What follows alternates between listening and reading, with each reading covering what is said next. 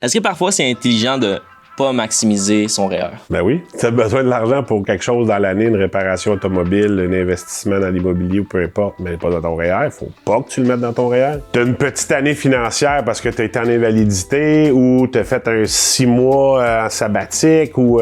ben encore là, tu peux le mettre, mais utilise pas tes droits REER cette année-là pour ton année fiscale. L'impôt est progressif. 17, 21... 32, 41, il y a plus de branches que ça, puis 57. Donc, plus tu vas gagner, plus que si tu mets dans ton REER, tu vas venir réduire ton revenu qui va te donner un retour d'impôt. Si, supposons, habituellement, tu es habitué d'avoir un retour d'impôt de 32 %, puis que là, dans une année, ton dernier impôt que tu as payé est à 27 ou tu es payé à 21 %, ben attends l'année où tu vas être à 32 % parce que ton retour va être plus important. Parce que pour que le REER soit efficace puis qu'il soit rentable, il faut que tu aies un plus gros retour d'impôt que ce que tu vas payer plus tard.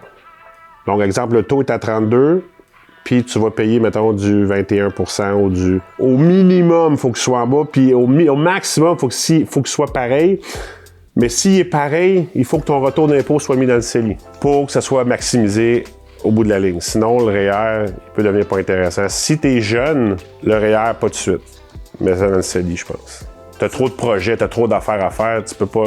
À moins de faire bien de l'argent, là, ton CELI est déjà maximisé, puis que tu veux déjà commencer à mettre pour ta retraite, OK. Parce que, tu sais, nécessairement, quand tu travailles dans une place où il y a un fonds de pension, peu importe l'âge que tu vas cotiser dans un fonds de pension, mais c'est un régime enregistré qui est pas un REER, mais qui est un peu... Il fait la même fonction sur tes revenus, il diminue ton revenu. C'est pas toujours bon de mettre dans ton REER, mais c'est bon d'en mettre au bon moment. C'est vraiment juste, si tu fais un surplus d'argent, c'est là que tu l'utilises? Non, c'est pour bâtir ta retraite. Excuse-moi, j'ai pas été clair dans ce que j'explique. Ton REER, il vient diminuer ton revenu, donne un retour d'impôt à la fin de l'année. Le retour d'impôt devrait servir soit à remettre dans ton REER ou remettre dans un CELI. Mais tu peux aussi le dépenser. Ce que j'ai répondu, c'est que une année que tu n'as pas un gros revenu, tu n'iras pas maximiser ton retour d'impôt. Tu es mieux d'attendre d'avoir une année complète de revenus où tu sais que l'année d'après, tu vas avoir un revenu plus intéressant. Ben, tu vas aller chercher un plus gros retour d'impôt. Exemple, au lieu de si tu mets, mettons, 10 000 mettons que tu mets 1000 dans ton REER, au lieu de recevoir 200 $ de retour d'impôt, ben, tu vas recevoir 320. Tu vas me dire, ouais, mais c'est rien que 120 $. Mais si tu mets 10 000, c'est pas rien que 120 $ de plus, c'est 1200 de plus.